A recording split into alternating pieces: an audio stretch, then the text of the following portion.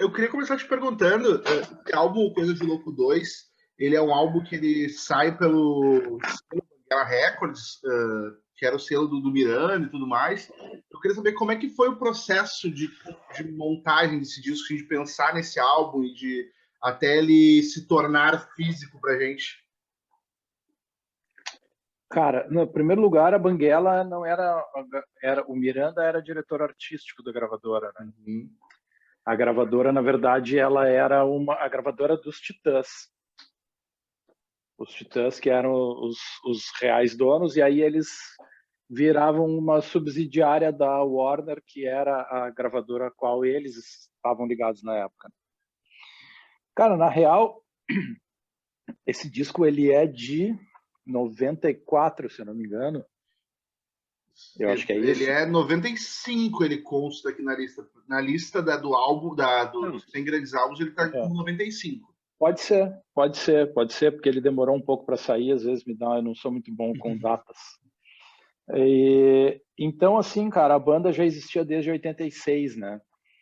E naquela época, gravar era um evento, né? Não é como era hoje. Então, na real, tu ia fazendo outras coisas. O gravar era uma coisa que não era muito, não participava muito do imaginário da banda. Claro, tu tinha vontade de gravar, tu tinha vontade de ter uma gravadora, de ter um disco, mas tu pensava em outras coisas, em gravar um singlezinho, levar ali na Ipanema, enfim. E aí, quando rolou essa coisa do Miranda acompanhar os Titãs na gravação, ele fez a cobertura para Bis, na época eu não me lembro se era Bis ou se já era Showbiz, para ele fez a cobertura para essa revista da gravação do disco dos Titãs, que eu não me lembro qual era, que foi produzido pelo Jack Endino.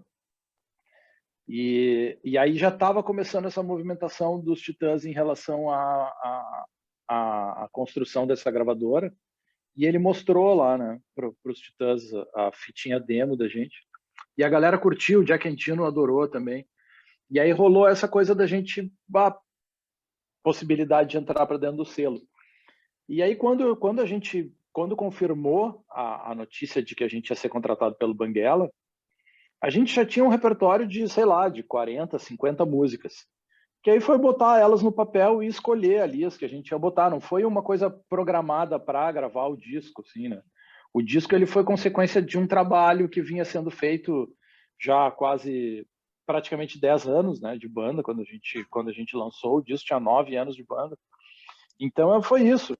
E era uma coisa que tu tocava muito em Porto Alegre, muito nos mesmos lugares para as mesmas pessoas, né? Tu tinha um circuitinho um pouquinho mais aberto, mas na verdade era isso. Tu tocava muito no Ocidente, tu tocava muito no Porto Elis, tu tocava muito no fim do século, e o público se repetia muito. Então tu tinha uma obrigatoriedade de estar fazendo shows diferentes, fazendo músicas novas e apresentando novidades para as pessoas. Então isso foi gerando um material grande, né? Muitas músicas foram feitas, e na hora de gravar o primeiro disco a gente tinha repertório para gravar, na verdade, 5 discos. E aí foi isso, aí foi só escolher. Aí a gente escolheu com a ajuda do Miranda e foi isso. E tu falou assim desse circuito que vocês faziam, e daí vocês lançam esse álbum por esse selo dos Titãs e tal, que tem um alcance nacional.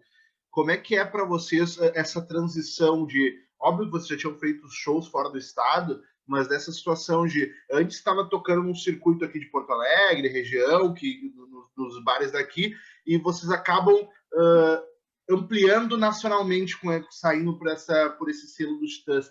Como é que foi para vocês, os caras que estavam fazendo rock aqui em Porto Alegre, ter essa exposição nacional? Isso, cara, foi muito bacana, né? Porque é o que tu quer, ainda mais quando tu é jovem, né? Jovenzinho. Tu tem uma banda de rock e tu tem um sonho com aquela banda, né? Que é dominar o mundo. Mas, enfim, na verdade, quando depois tu fica velho, tu entende que, na verdade, tu só queria trabalhar e é isso, né? E foi um marco, assim, na verdade, começou com a gravação da Vez do Brasil, foi uma coletânea da Eldorado, que, na verdade, a gente entrou na coletânea da Eldorado para ser testado, para ver como é que a gente ia para ver como é que a gente ia se comportar dentro do estúdio, para ver se valeria a pena investir na gente, para a gente ser contratado pelo Banguela. Tanto que na gravação, quando a gente estava fazendo a gravação da Vez do Brasil, que a gente gravou eu e Buda Baby, os Titãs apareciam lá, tipo assim, para dar uma olhada. A gente achava aquilo o máximo, né? Pô, os Titãs vieram ver a gente, e mal a gente sabia que a gente, na verdade, estava sendo espionado. Porque o plano era esse. O plano era, né? Então tá. Então a gente já teve um gostinho disso quando saiu a coletânea da Vez do Brasil, né? Que saiu junto com o Lilo Coelho, com a banda do Gastão lá, que era da MTV. E aí a gente já começou a fazer um circuitinho ali nacional e viajar com maior frequência para São Paulo. E aí, claro, quando saiu o disco, aí foi um outro patamar, assim. Não que a gente tenha virado um mega sucesso, como foi os Raimundos, né? Que eram nossos colegas de gravadora, mas a gente mudou de degrau, assim, a gente trocou de prateleira dentro do que era o panorama do rock brasileiro naquele ano, né, e naquela década, enfim.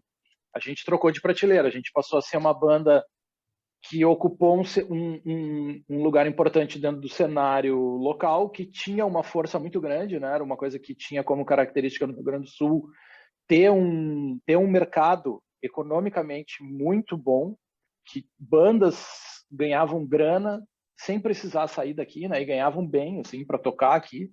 Então a gente se posicionou num outro lugar dentro desse mercado regional que tinha, e também dentro do mercado nacional a gente começou a ser chamado para participar de muitos festivais e shows em lugares pequenos, mas espalhados pelo Brasil, assim, Curitiba, Rio, São Paulo, Belo Horizonte. A gente tocou em muito lugar, assim, tipo, num padrão muito parecido com o que a gente estava tocando em Porto Alegre, tipo os Portos de Elis, os Opiniões e esse tipo de casa espalhado pelo Brasil. A gente começou a tocar em outros lugares, né?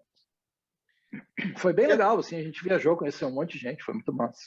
É isso que eu ia te perguntar, assim, porque a gente conversou já com outras pessoas de bandas do rock gaúcho para falar sobre álbuns, assim, e tu falou, né, do sonho do roqueiro de conquistar o mundo. Vocês tiveram essa experiência de ser conhecidos nacionalmente e viajar por outros lugares, assim. Tem algum perrengue de estrada que tu te lembra, alguma história de bastidor curiosa daquela época, que muitas vezes a gente que é fã nem conhece essas histórias e é engraçada, a história divertida de vocês. Tem algum perrengue que tu te lembra daquela época? Cara, tu sabe que é engraçado isso, eu não consigo. Esses dias eu estava pensando assim, né? Aconteceu muita coisa com a gente e coisas que eu me lembro até que eu não contava para as pessoas, porque as pessoas iam achar que era mentira. Cara, aconteceu muita coisa muito bizarra com a gente. Mas, enfim, eu não me lembro muito de situações específicas. Eu não sei se é porque o cara era jovem e bebia muito naquela época. Mas, por exemplo, cara, teve muitas coisas. Por exemplo, eu me lembro de uma que a gente foi tocar em Santo Ângelo e depois, cara, os caras nos abandonaram num hotel que era um hotel meio retirado e o café da manhã era servido na casa da família. E tinham 6 lugares na mesa do café. E a gente sentou para tomar o café, nós estávamos a banda e mais 2, eu não me lembro quem eram. Então a gente ocupou 5 lugares na mesa e ficava um lugar sempre trocando. E a gente ficou horas tomando café. E ficava rodando uma pessoa na ponta. E a gente, cara, tocando um horror muito grande, mas sempre com um nível de respeito bacana, assim, era um horror engraçado, um horror divertido. E as pessoas riam muito, eu me lembro disso.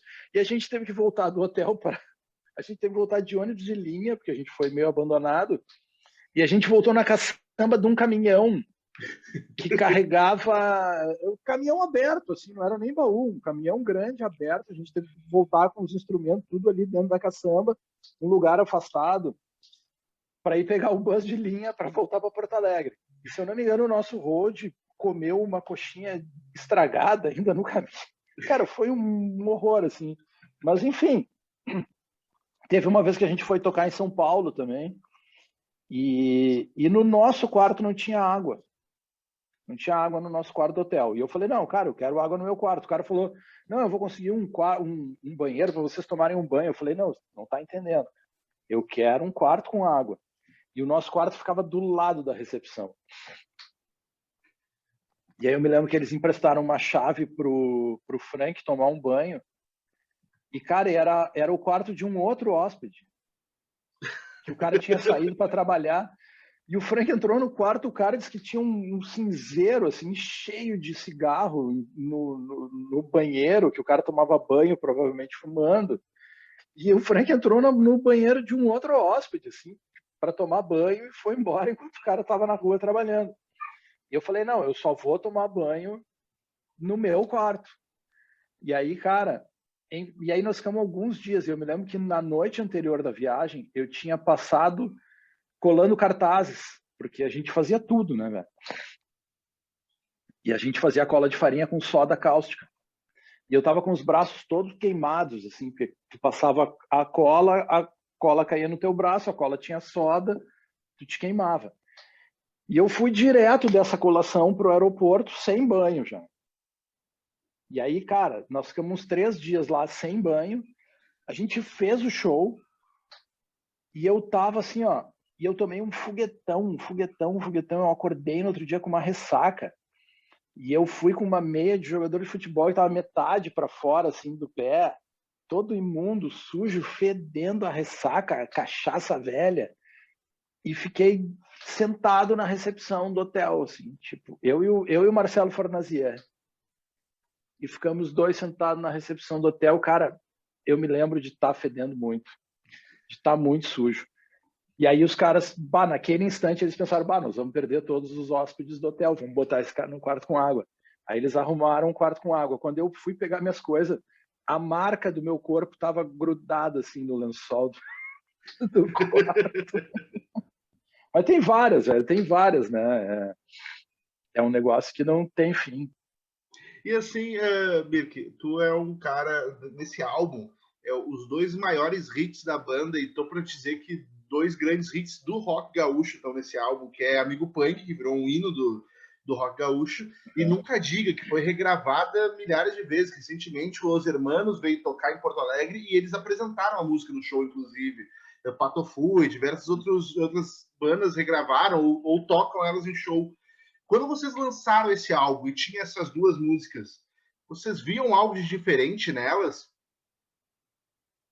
Cara, eu sempre gostei de Nunca Diga, né? Quando o Frank chegou com essa música no ensaio, se eu não me engano, que a gente ensaia, na época, tinha, sei lá, 2 ou 3 estúdios em Porto Alegre de ensaio. Então a gente improvisava, assim, a gente ensaiava na casa do Carlos, às vezes ensaiava na casa da minha mãe, às vezes ensaiava na casa do Frank. Eu me lembro com música para nós, eu acho que foi... Tá, e aí eu adorei essa música, eu adorei, achei, que música do caralho, velho, que música foda.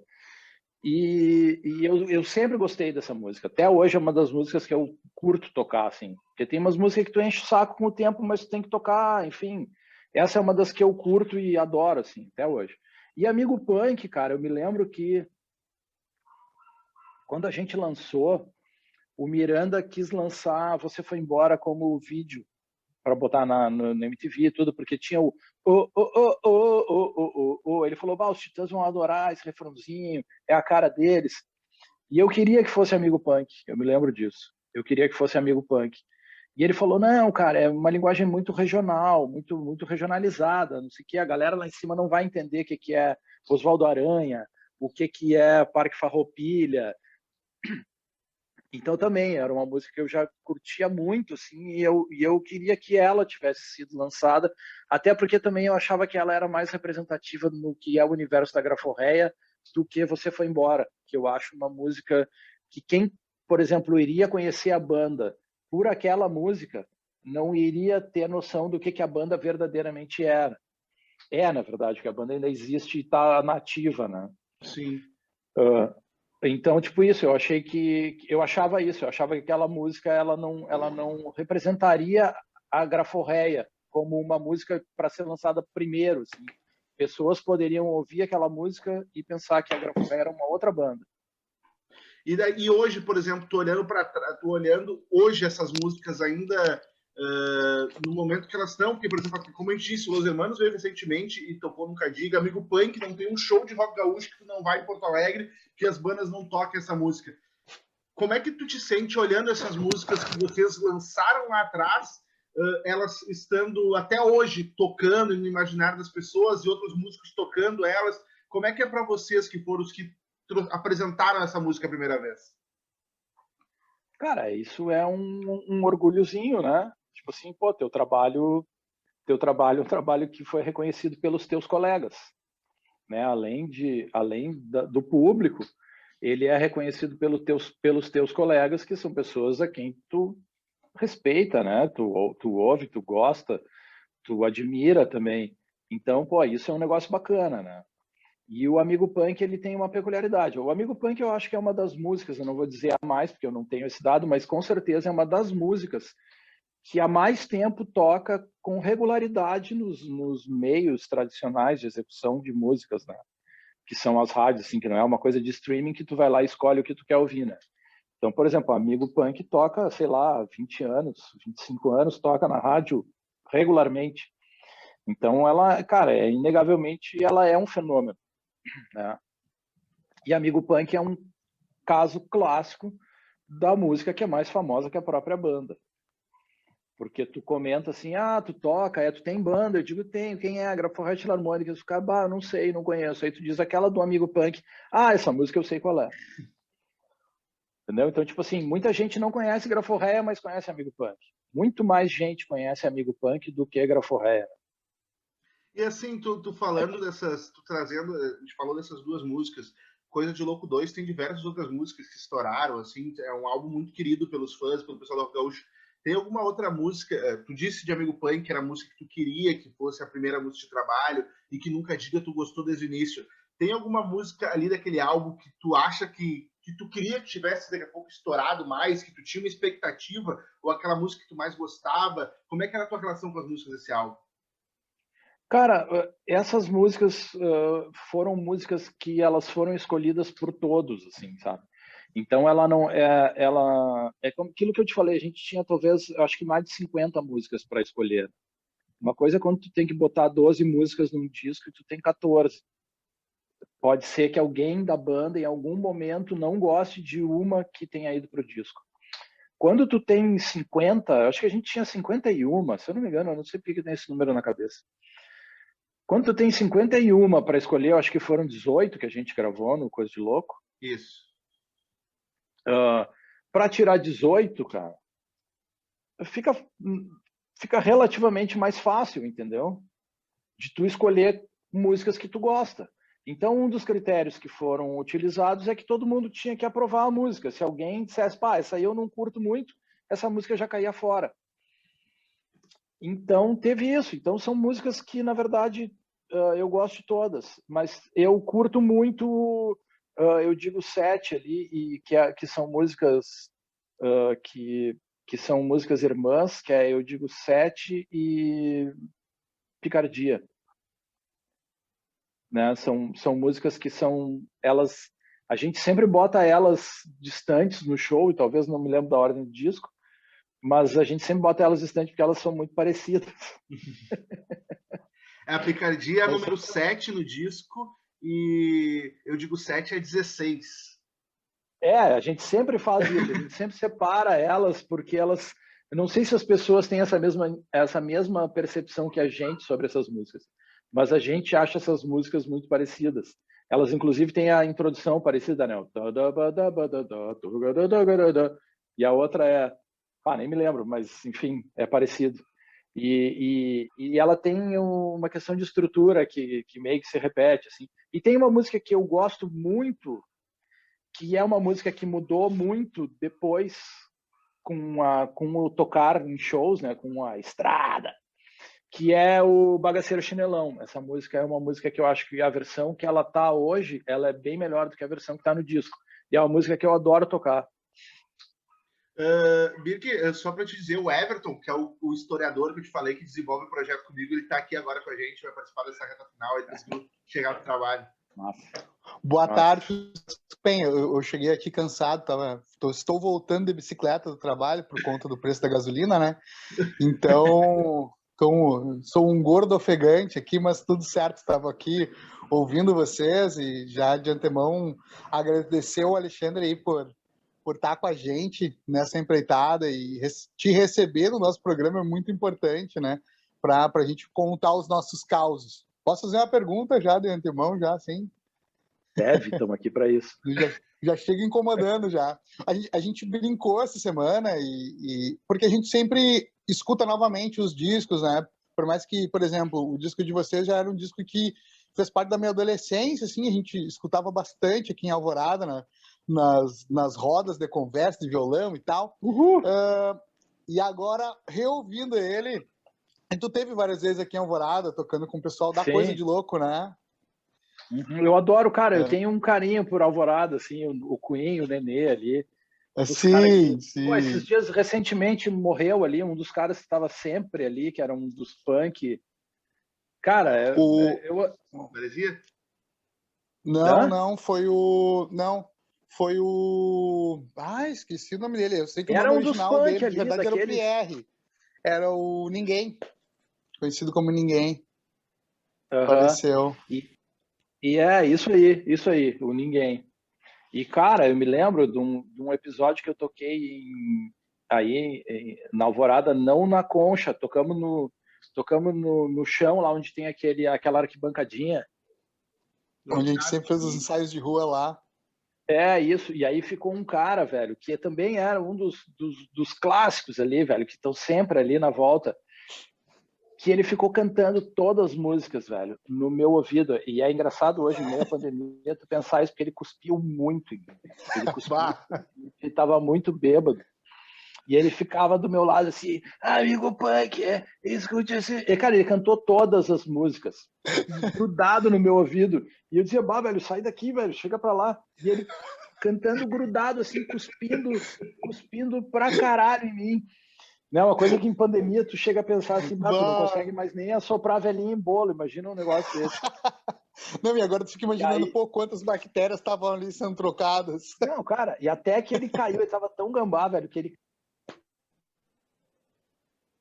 E ele derrubou tudo, sim. Foi um... Aí tá, chegou Tadeu. Eu falei que era o meu retorno, não tinha caixa de retorno para mim, botaram ele. Deve ter sido o Chuck, certamente. O Chuck, certo.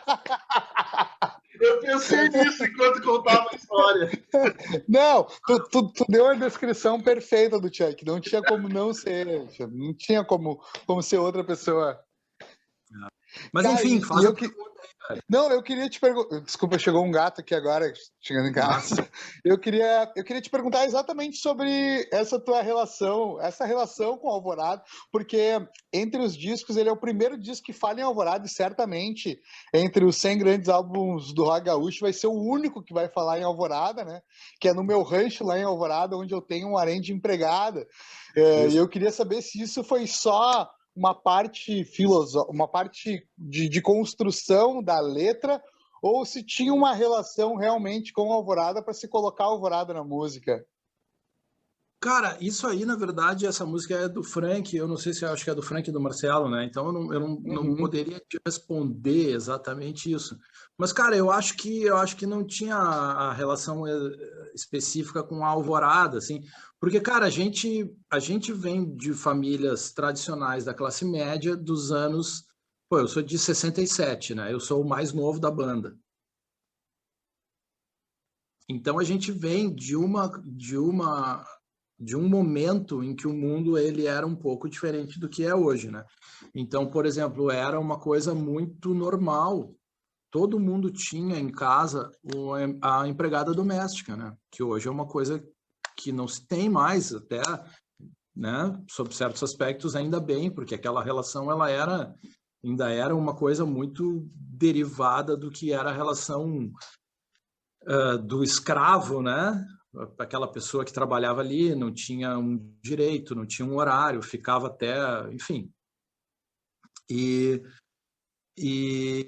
aí, cara, todo mundo tinha a figura da empregada doméstica. E a gente tinha lá em casa a Neuza, que faleceu há tempo atrás, que, tipo assim, ela chegou lá em casa, eu me lembro, desde que eu me lembro da minha casa, a Neuza estava dentro da minha casa, entendeu? E ela faleceu há um tempo atrás, aí, então, tipo assim, a gente acompanhou a Neuza, eu acompanhei a Neuza durante toda a minha vida. Então a gente tinha, cara, e a Neuza batia na gente, né? Porque era normal, assim, mãe educava na porrada. E a Neuza passava o dia inteiro com a gente, claro, não era uma coisa de espancar, mas tipo assim, sai daqui, meu, tá enchendo meu saco, aquele pano de prato, assim, pegando, e autorizado pela minha mãe fazer isso, entendeu? Não era uma coisa que, ela, quando a minha mãe não estava olhando, ela espancava. Não, era aquela coisa, aquela chinelada básica, né? Tipo assim, sai daqui, guri, deixa minhas panelas, entendeu? Me deixa trabalhar. Então, cara, a gente tinha muito a figura da empregada, assim, da empregada doméstica no universo da Graforré.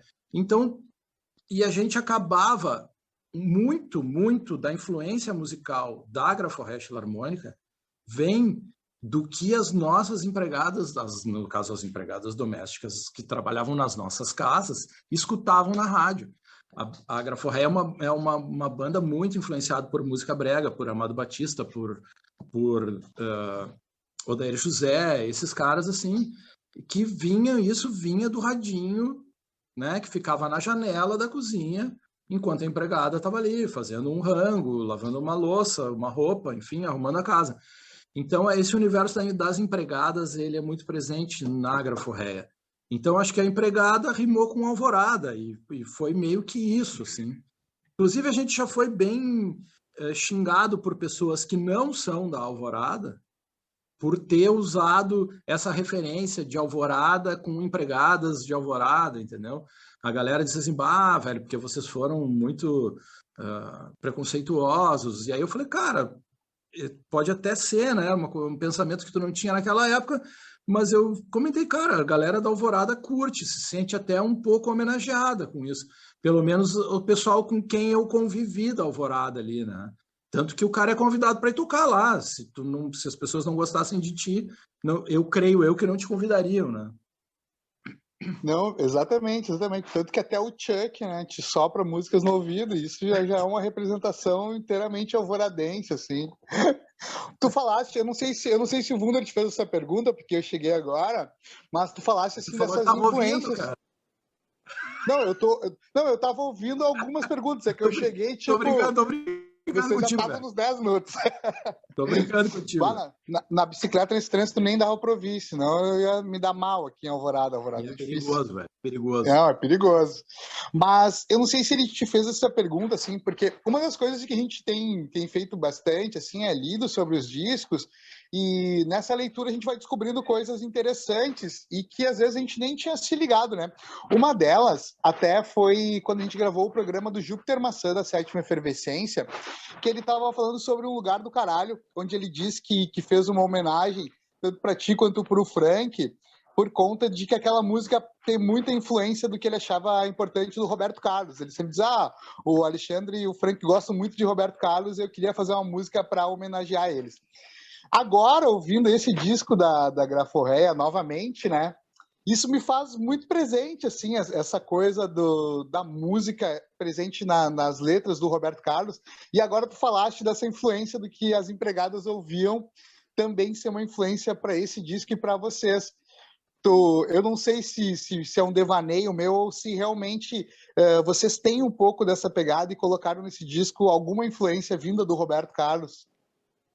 Cara, o Roberto é uma referência, né, para nós, mesmo, cara, muito, assim, eu conheço muito o Roberto Carlos. Eu tô para te dizer que eu acho que não tem a música do Roberto Carlos que se tu começar a tocar eu não sei cantar, assim, sabe? Tipo, eu conheço, eu gosto. Claro, essa fase dele mais vovozinho, assim, já não me bate tanto, mas, cara, é um cara que envelheceu com seu público, né?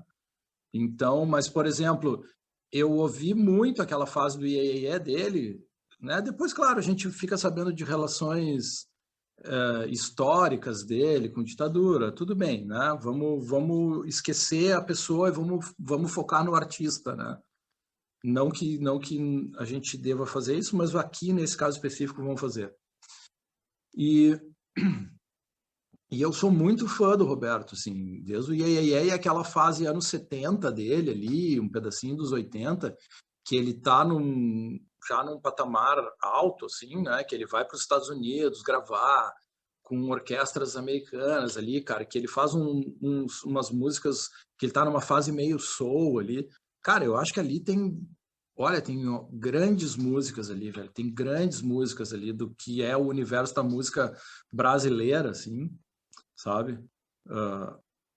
Enfim, eu sou muito fã dele, e claro que isso veio para dentro do universo da Graforreia, e seria impossível não vir, né? Porque é muito bom, é muito bom. Tem aquela clássica, né, que originou o nome do zagueirão do Vasco da Gama, acho que é o Odivan, né?